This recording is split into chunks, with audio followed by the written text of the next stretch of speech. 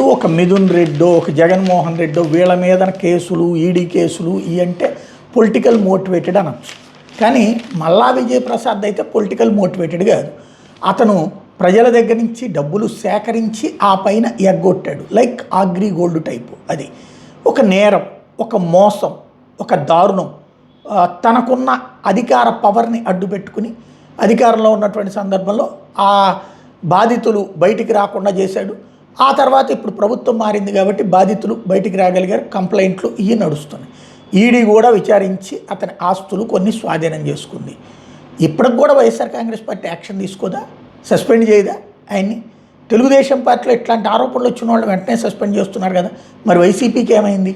అంటే ఆ మోసానికి తాము బాధ్యత వహించాలనుకుంటున్నారా, లేదా ఇట్లాంటి మోసగాళ్ళని మేము కాపాడతాం అన్నటువంటి సందేశం ఇవ్వదలుచుకున్నారా? వైఎస్ఆర్ కాంగ్రెస్ పార్టీ ఆలోచించుకుని ఆత్మవిమర్శ చేసుకుని నిర్ణయం తీసుకోవాల్సిన అవసరం ఉంది.